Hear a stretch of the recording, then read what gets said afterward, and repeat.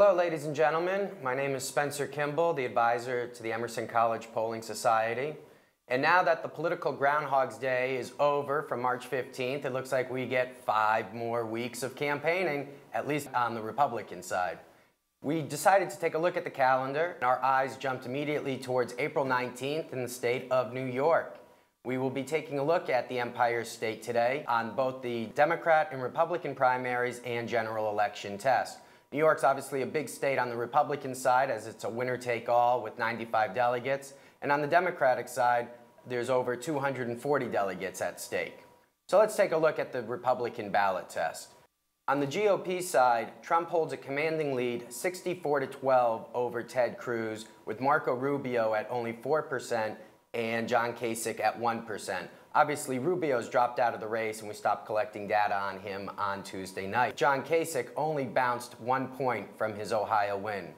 Within the Republican side, we asked a hypothetical ballot test of only Cruz and Trump maintains a steady lead of 66-24.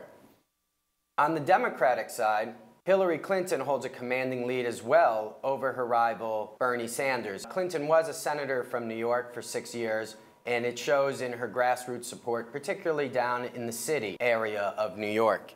Clinton leads her Democratic rival Bernie Sanders 71-23 in the Democratic ballot test, while Bernie continues to hold a slim lead amongst 18 to 34-year-olds, 50-35%. Clinton extends her lead amongst the rest of the age groups and amongst Hispanics and African Americans, with garnering nearly 70% of the vote. Now we'll turn our attention to the general election, which could potentially be a matchup between Trump and Clinton.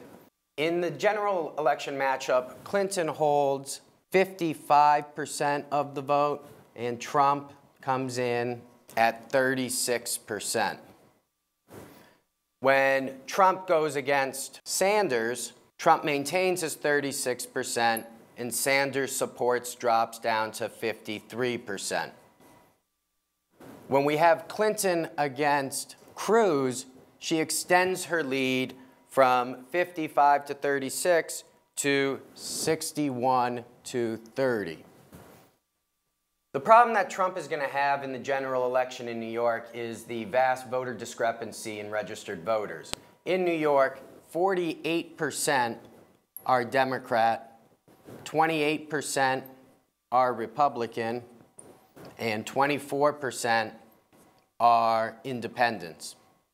Clinton wins the Democratic vote with 85%, and Trump holds the Republican vote with 75%. In order for him to be able to win the state of New York in the general election, he will either need to cut into the Democratic lead that Clinton holds or increase his support amongst independents, which is currently at 50%, up to 75% in order to win the general election. Thank you for listening, and next week we'll be taking a look at the Badger State for the April 5th primary.